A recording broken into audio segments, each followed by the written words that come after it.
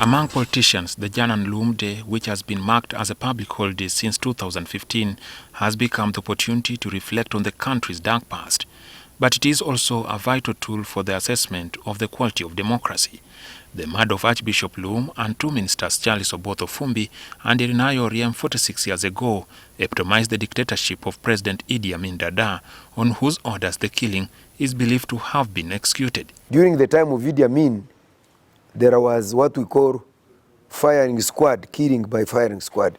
People were actually tied on trees and buildings and killed by even Idi Amin himself.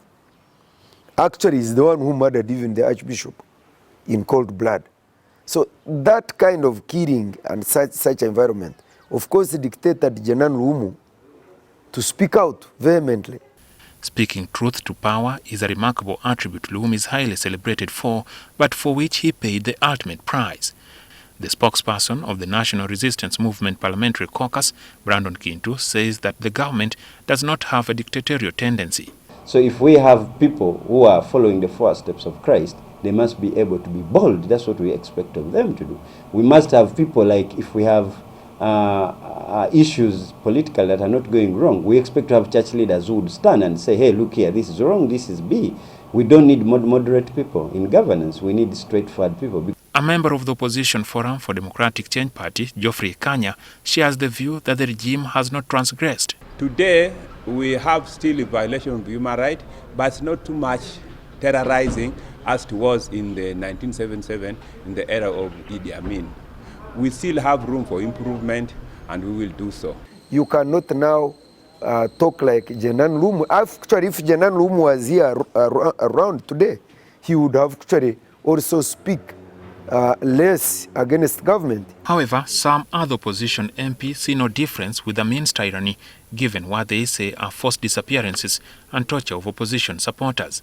They say that even the then government distanced itself from the atrocities it committed. Idi Amin government said him and the two ministers, Oriem and Ofumbi, that they were arresting the driver who was driving them to an interrogation center, and that's how they died.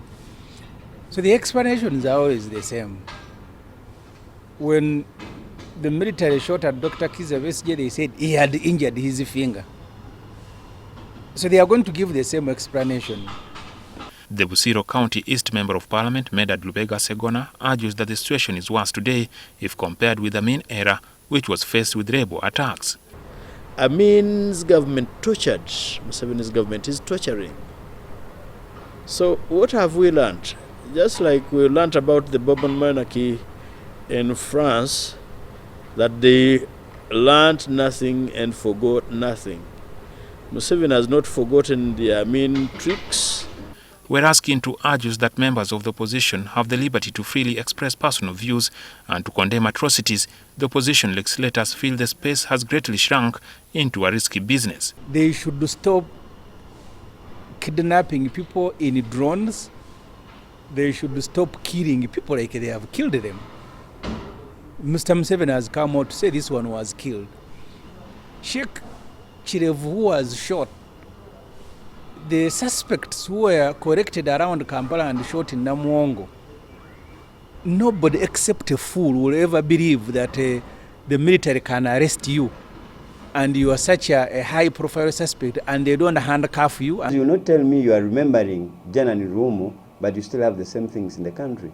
So I'm calling upon all religious leaders, and especially those that are in Chitugum right now, as they descend back to their places from there, let them carry the voice of Janani Luwum. We should not hide, we should not, let us be confident and speak out the way Janani Luwum was. It's always important to be remembered. And you know, when you speak about something, it has to be changed. So Despite the assessment, Kintu said that the government needs to rein in on rogue elements committing atrocities. Jackson Onyango, NTV.